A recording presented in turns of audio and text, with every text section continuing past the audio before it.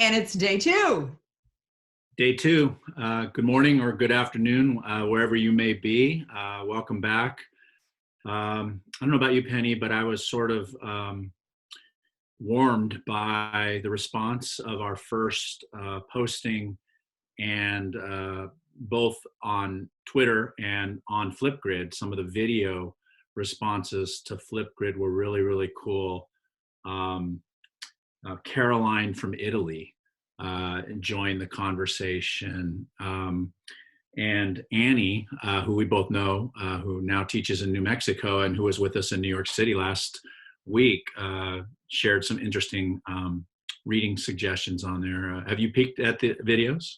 I have, and I was just so at 10 o'clock last night, Hannah and I were doing this Gilmore Girls marathon. It's kind of like our backup whenever things are tough. And at the end of it, she went up to bed. It was 10 o'clock. I started watching the videos, and I stayed up until after 11 watching and thinking. And I almost posted responses, but I'd had a big glass of wine by then. My cheeks were like totally flushed. I was like, maybe not. But well, it would have been better at that point. But I was just so moved by people are so vulnerable and willing, and this community of people who are willing to post. Because I had several messages. I don't know if you did, but I got them on Facebook and on Twitter. Personal messages to me that they were really loving the Flipgrid, but they didn't feel comfortable sharing or putting their self on there. And I just wanted to remind people that you can like do this and cover the camera and just talk. And then your voice is heard, and we get to, have you as part of our community without being forced to be on camera. My students will also do like this. They're like, I can't do it because I'll fall off my chair, out of the picture. Or they'll put a photo in there, right? Right. Or their dog or whatever. Yeah. So I think that the more voices on there, the more we get to connect, which I love. But I think there's about 20 some on there right now that posted videos. Mary has been posting back, like doing the response, because you can hit response. And those are really extending the thinking of the first video. And it's really cool to see that. I wrote down two things from the responses that I really liked. There's no sense of normalcy. That's out the window. And this was in response to a teacher worried about giving kids enough rigorous work. There's no sense of normalcy. Like that's all gone. And I think that's such a grounding thing. There was an AP teacher on there. Yeah. Who said, her first instinct was just full steam ahead with, the AP curriculum and getting kids to prepare for that test. And then sort of this conversation has kind of made her see it maybe in a little bit different light, which I think is really kind of an interesting. Well, I like the question too, like, is there even going to be a test?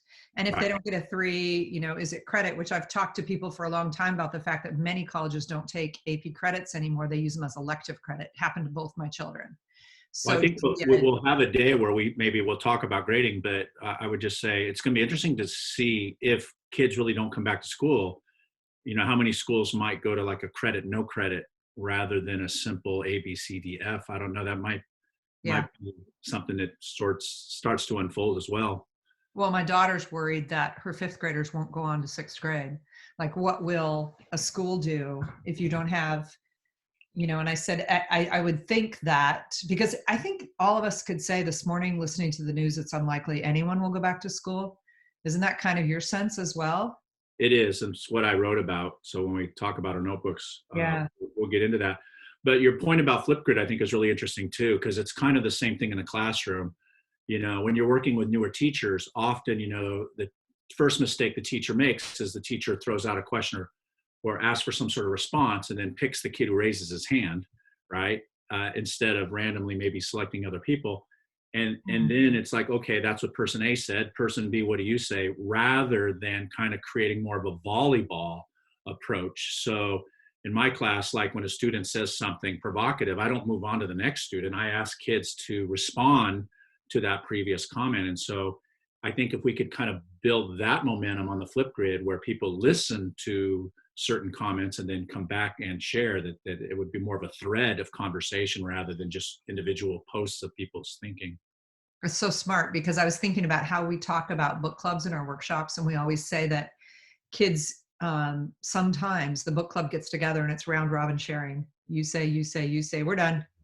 And that the big move, the most important move is I heard what you said and now I'm wondering, or now Right. I want to add, or now I want to challenge, like you and I do on our shared documents as we're working on this book. When you go, I put a little thinking in there, push back a little, like you don't want to quite piss me off, but it's always good for me to go back and go, oh yeah, that's the voice that I need to hear. So I had mentioned that one of the things that really moved me was Amy talked about how she had a stack of notebooks that she'd never really written in because she didn't think she had the right, like, was it going to be right or perfect, or like just afraid of messing up a notebook. And Mm. she mentioned that it's 40 gallons of tree sap to make a gallon of maple syrup, which I appreciated. And then the California example is 400 grapes make a bottle of wine. And so I want us to make as many grapes as possible. But so I asked if you would pick a couple places in your notebook just to talk about what does the notebook look like. And I did that as well. I'm just going to jump in and say that the very first page of this current notebook is this much of a mess, because pasted in over here are the lyrics to Had My Parents Not Been Separated After My Father's Traffic Stop, Arrest, and Deportation from the United States of America, which is Portia Oleiwola, the Boston Poet Laureate, from her book, I Shimmer Sometimes Too. And the reason that it's pasted in is that I immediately started writing, had my father not found alcohol to ease his loneliness and loss. And what I want to say about that is there's writing next to it where I'm kind of like imitating the structure of her paragraphs. And then I notice that this is the metaphor I'm after. It's why it connects. And then I keep writing and I circle everything in blue that connects to that. Because what happens is I can't keep track of one thread. I'll start something and several pages later go back and do something to it. And when that happens, I create it all with colored pencil boxes around it so I can find the threads. But the last one, 2 months later, I wrote, had my mother not abandoned her 4-year full ride scholarship to university and moved home at the end of her first semester. So it's one of those really rich topics. And again, this one is a mess. In fact, I have to say, my notebook never feels like my notebook till it's a mess. So what would you say? I'm laughing because your definition of mess is at a whole different level than my definition of mess. So what you just showed me was a piece of art, or showed us. We've had this conversation before. Our notebooks are a little bit different. I kind of look at it more through the lens, and I know you do too, but through the lens of kind of collecting my thinking as a teacher, right, over time. Mm-hmm. And so I might have, for example, when I read a good book like The Coddling of the American Mind, like I might keep a 2-page spread of what I'm taking from that book. Yeah. So I do a lot, when I read books and then I highlight certain stuff in them, I don't know, for me, it doesn't stick unless I go back and really kind of make a record of it somewhere. Sometimes I use the notebook as a place, like you, to practice things that I'm going to do with my kids. So like this was at the beginning of the year, using the Atwell idea of brainstorming possible writing territories Nice. that I might use in my notebook as well. But I just want to say, or anytime, for example, I go to a conference, like when you and I were at the UCI writing conference, Yeah. I'm keeping notes there. I'm ashamed almost to say that, that I didn't keep a conference kind of, it started kind of as a conference notebook, but I went to conference after conference for years as a younger teacher and didn't really capture that thinking on paper. And I think of what a missed opportunity it is. So I would just say from a professional point of view, I think it's really important that teachers capture and have a place where they can go back and revisit their thinking. Yeah, good point. So any other thoughts from Flipgrid before we move on with what we want to talk about today? No, but it's interesting because when you and I brainstormed doing this, we kind of thought through the lens that this was going to be PD and kind of an opportunity to share some thinking about PD with teachers. And I do think that that is the direction this is heading. But given, the events of the last couple of days and how quickly things are moving, it almost seems, I don't know, too quick to jump right into, here are some things that we try in our classroom. And I'm more in the mindset right now of trying to cope with, this, what's going on with our schools and our kids and our classrooms, because every hour it changes. So I thought maybe we could do what we did yesterday, share what we've been writing about. And then, eventually as this week and others, unfold, that we will pivot and start to do a little bit more of that intentionally. But I thought maybe we'd spend a minute, talk about what we wrote in our notebooks today. Sounds good. I'm with you. I think what I heard more than anything on Flipgrid and in the comments on the YouTube channel was that many people are afraid. They're worried about their families. They're worried. I don't think any of us can watch the news right now and not be afraid. And I think that, come on, you can come in. He gets very upset if he doesn't get to be a part when I'm on Zoom. Hi, Julius. Julius. And I think that the thing I was writing about today that is bothering me is it's my son's 32nd birthday.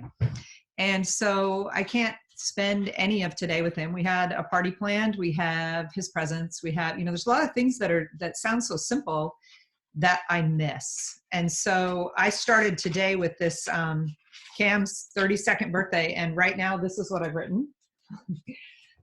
Nothing. Cam's 32nd birthday, because I first wanted to go through and find like all these photographs across time of Cam and my daughter.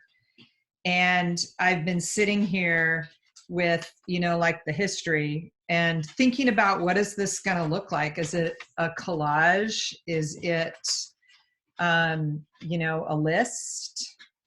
One of my all-time favorites, teeing up for the varsity golf team, or the Max costume I made him for Halloween. Just kind of like fast forwarding to the birth of my granddaughter.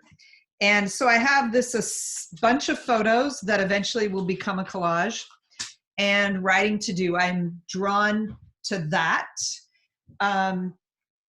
and less to comments on what's happening in the world. Oh, and one more thing. In school this fall, I did this for my students. This is my Plymouth State University students. We were doing the, events, places, people lists, because they were writing narrative. And I just started writing 10 memories of birthdays, and just writing a glimpse of on each finger. And each one of those could become a moment. So my students took an event and then did 10 memories across their 10 fingers, 10 hands. And then we tried to look at which is the one that has the heat for me. So like, each finger is a birthday memory? Yeah, different birthday memories. So I had, I was pregnant with Cam at 26, and my friend Renee decorated the entire faculty room at Hilda Lottie Elementary to celebrate my birthday, including a balloon with a bear and a pound of M&Ms inside of it. I felt special in the midst of such chaos in my mind and body. And it was that, just like one after another. I unwrapped an orange backpack at age 13 that I wanted so much, one I had eyed at the bike store, that had disappeared in the few days before my birthday, safe in my mother's hands. That kind of stuff. And from there, we took one moment and just zoomed in and wrote about it. So that's what I'm kind of going for with the writing on my son. Can you show it again? Can I what? Show it again? Yeah, just a sec. And I think that the thing that was funny was my kids said, why'd you choose birthdays? And I said, oh, because today's my birthday. And they were all like, oh, really? Of course, I didn't tell them how old I was. Yeah, I did. Yeah. You just told us how old you are, though. Why? Because you said Cam's 32 and you was born I'm 58. I did the math. So I know in yesterday's conversation, we had to talk about how your notebook, and you've been keeping them for years, are chronological. Mhm. But I did decide I'm going to keep an absolute just separate notebook chronicling these days. I ordered it on Amazon. I'm still waiting for it to come, but I've been cutting tweets that my friends have been sending me. Uh, Yesterday I met with my department, but I couldn't physically be there, so I met digitally. So they're in a room and we're zooming together, and so I'm just trying to capture the unusualness, the craziness, the new normalness of this, and I'm holding on to them until the new notebook gets here. uh, but for now I'm writing in my old or my current notebook. And it's interesting too, because like you, I think we're all feeling a lot of stress. I know soon I'm going to be writing about my daughter who works in the emergency room of the UCLA Medical Center. And this is a very, very hard time for her and for her parents to think about her well-being. I think maybe that was kind of stewing around when I woke up this morning. Um, I woke up with it's kind of a lame metaphor, but I woke up with this metaphor in my mind of this idea of a funnel, because 3 days ago, 4 days ago, the government was saying don't meet in groups of 250. Then 3 days ago, it was don't meet in groups of 50. And then yesterday, it was in don't meet in groups of more than 10. And so when I woke up this morning, I did this page where I funneled down into social isolation. And then I'm also all these other I don't know, I'm capturing numbers that interest me. So I did this weird kind of page of, as I'm reading, numbers that I find intriguing. I'm tracking how many cases in the United States each day, and I just know that that's going to. But just weird stuff like Vegas is shut. MGM has shuttered its 14 hotels in Vegas. Um, you know, 280,000 jobs are expected to be lost in California alone. So I don't know. My way of trying to capture that anxiety was that. But on the other side of that, I did write a page today over here. I quoted the president. The president actually said that this could last now until July or August. And it struck me as interesting for a couple of reasons. One, because of course we're in the school year, and two, and I'll try after this to remain completely apolitical, but I haven't believed a lot of things that have come out of his mouth regarding this crisis, but I think he's finally getting it. And I think that comment is really, really on board. I think it's actually going to be much later than July and August. But here's what I wrote to start. I had this startling, and I teach seniors, so I think that helps give it a little context. I had this startling realization today that in all likelihood, I will never see my students again. Gone. No goodbyes, no graduation, no rehearsals, no hugs at Handel Stadium. Is this too gloom and doom? Perhaps, but this is beginning to look like something that's going to drag on for weeks. And because we started the school year in early August, our graduation day, May 21st, is only 9 weeks away. Will we return by then? It is looking unlikely. And then I literally, and I hate the incorrect use of the word literally, but I literally stared at the page for about 15 minutes before writing it was too big for me to, wow, that's it. I'm not going to see my kids, And so I wrote about how that's unsettling, especially given the student population that I work with food insecurity and other kinds of issues. My community is really rallying and trying to make sure that there are food drives and things. My district has asked us not to start new instruction until the following week, because they're going to try to ensure that all of our kids have access. So I think they're going to give out a lot of laptops from school. And I know our district has been in the neighborhoods actually trying to create new hotspots, wireless hotspots for kids to have access. But then, because I'm an English teacher nerd, I was reminded of this scene in All Quiet on the Western Front, where the teenage boys who have been talked into a horrific war. But before that, they were kind of looking back at the good old days in which you know, their formative years, they were surrounded by teachers who they believed were wise, who were guides, who they could lean on, who they could ask. Um, and you know, that's what I wrote about a little bit, how important it was them to have access to adult point of view. Um, and I wrote, the teenagers need this guidance. Many of my students will get this at home, but what about those students who come from homes where their parents don't always make the best choices, right? I came from a stable home. I wrote about this a little bit. I came from a stable home, but I actually veered pretty far off track my senior year, and it was my high school basketball coach on campus who metaphorically grabbed me by the ear and put me back on the straight path. I think kids do stupid things. I did stupid things. And for me, looking back at high school, it was such a valuable thing for me to have access to those teachers who cared and those teachers who kept me on the right path. And that's what I'm really, really concerned about most today. So that's why I think it's felt kind of weird to me to actually kind of dive in and go straight into strategies and talk about things that we're doing, when I think so many people, especially if you look at the Flipgrids, how many of us are just trying to process what the hell is happening right now? I appreciate so much of what you just said. When you were talking about ways to help, yesterday my daughter and I went for a walk in the woods with the corgi, and we were talking about building little free libraries for our community up here, because there are many kids that live on dirt roads, and they're not going to get to a library or a place where they can get books.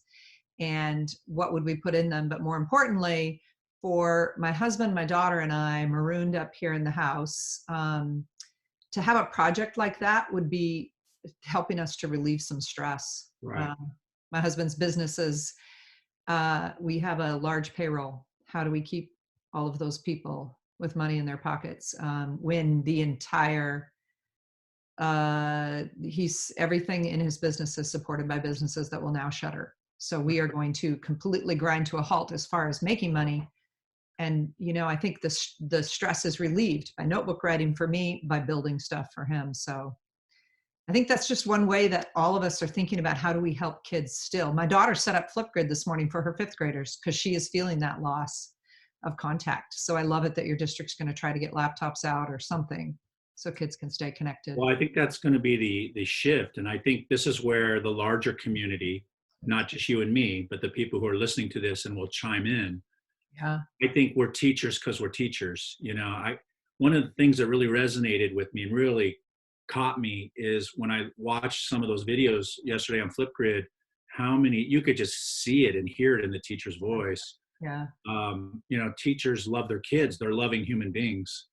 And so I'm hoping that maybe this community then will kind of kick around these ideas of what we can do to, I think it's in our nature, our DNA almost, to kind of kick into help mode somehow.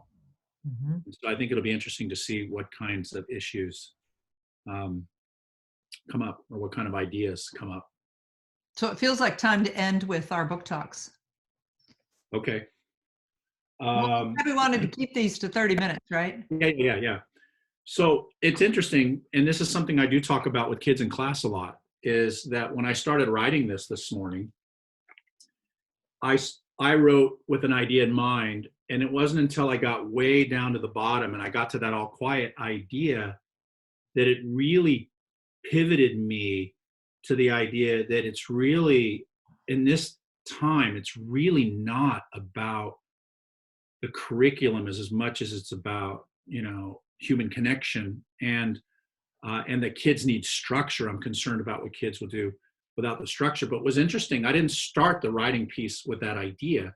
It took me till I got to the very bottom. And this is something you said to me a long time ago, when kids say, oh, I don't know what to write. Your response is, great, start writing, because sometimes you can write for 10 minutes, 15 minutes before what you want to write emerges, right? That we don't just write to spit out what we know. We often write to discover what we want to think about. And so when that happened to me this morning, and when it happens to me in class, I make that visible. But when that happened to me this morning, I pulled out a really old one. This is called How Writing Shapes Thinking. It's a professional book by Langer and Appleby. These are my Post-it notes from 1985. still in here. But it really, this is the book that really years ago kind of planted that idea in my head that writing is generative. It generates brand new thinking. It leads you to thinking you did not know you had, which again happened to me this morning as I was writing. I love that. It makes me think so much about Murray, because the things that I told you were things he said to me. And Don Murray always said that, why do people write? They write for the surprise of the line, where you're on one track and all of a sudden you go, wait, that's new, or that's interesting, right? How many times do you think I've heard you speak? I'm afraid to say. I don't think I've ever heard the surprise of the line before. That is so rich. Probably, maybe I wasn't paying attention. That's it. I say, how many times have you listened and not paid attention? No. Yeah, no. To teach kids to write for the surprise of the line. The thing you didn't see coming, right? Right. But that's the issue, though. Kids have and teachers, I think a lot of teachers don't have any idea. Kids think the reason you write is to answer questions. Well, because that's the habit. Right. If that's what you write for, and you never write for yourself, or people like discount that poetry and lyrics and things that kids are writing on their own are less than, that the true writing is the academic, whatever, I always put that in quotes because I'm like, I don't understand what that really means. Then they do believe that. You're supposed to already know. Right. Right. Don Murray and John Graves both said, writers write, it's a verb. It's not about the production of something. It's that you're actively in this day after day after day, trying to figure out how to write. Okay, so this raises volume issues that we'll talk about at a later time, right? Because that we could talk for hours on that. We can, and the reason to have a volume of ungraded practice, because if you're grading me on this, I'm done. This is a mess. I'm writing that down as something to talk about in one of the subsequent days. So I want to have one other quote for this whole line of thought. Leslie Jameson, who's just a phenomenal nonfiction writer, she wrote in an essay, writing hasn't felt like getting progressively better at a single task. It's felt more like stumbling toward the bewildering call of each new project. The reason I love that is that every time I dive into something like our book, which, what did I say the other day? Maybe we need to rewrite the table of contents. Table of contents hell, as Tom Newkirk calls it in my world. That idea that everything is bewildering, because writing is so difficult to get your hands around, unless you're just dictating a list, but when you're really trying to get at, what are you trying to say? It's bewildering. And so that's why I think that idea of you do more, as in your skills are set and they increase. Give me a new topic and my skills fall apart because I don't quite know how to write about that thing. Mm-hmm. So end with some book talks. Ready? I have two.